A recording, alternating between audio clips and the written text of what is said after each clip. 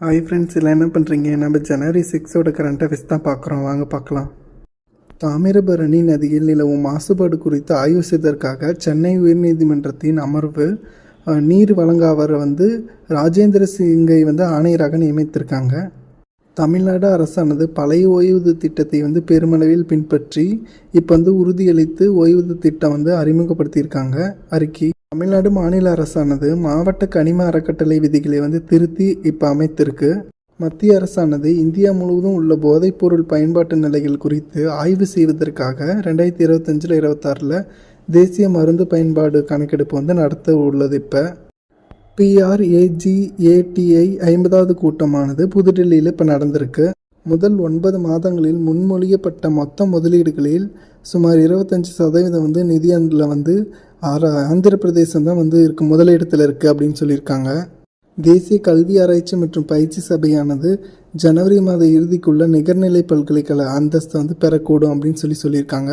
India மற்றும் வங்காளதேசம் ஆகிய நாடு 2026 டிசம்பர் மாதத்தில் காலாவதி ஆகிய கங்கை நீர் பகிர்வு ஒப்பந்தத்தை புதுப்பிச்சிருக்காங்க. பேச்சுவார்த்தை நடத்துகிறாங்க. இந்திய அரசானது ஏற்றுமதி ஊக்குவிப்பு திட்டத்தின் கீழ் 2 சோதனை திட்டம் தொடங்கியிருக்கு. தாலசீமியானியாவில் பாதிக்கப்பட்ட வயது வந்த நோயாளிக்கு இரத்த சோகை சிகிச்சை அளிப்பதற்காக முதல் வாய்வழி மருந்து செலுத்துறதுக்காக அமெரிக்க உணவு மற்றும் மருத்துவ நிர்வாகம் அங்கீகரித்திருக்கு.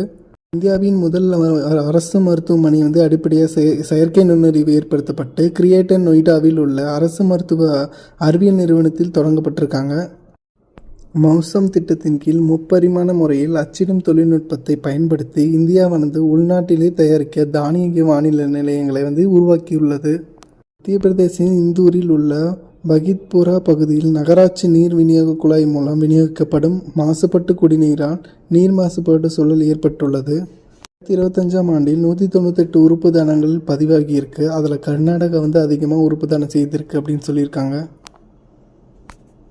மூத்த திராவிட தலைவரும் திமுக உயர்மட்ட நடிகர் நடவடிக்கை குழு உறுப்பினருமான கணேசன் சமீபத்தில் காலமானார்.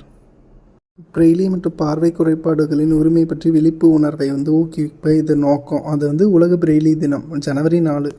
ப்ளூ கிராஸ் ஆஃப் இந்தியா அப்படிங்கிறது எப்போ தொடங்கப்பட்டாங்கன்னா 1964 தொடங்கப்பட்டாங்க. இது நாய்களுக்காக பராமரிக்கிறதுக்காக. யாருன்னா சுந்தரமும் அவங்களோட மனைவியும் தியாகராயா அப்படிங்கிற இடத்துல சென்னையில்.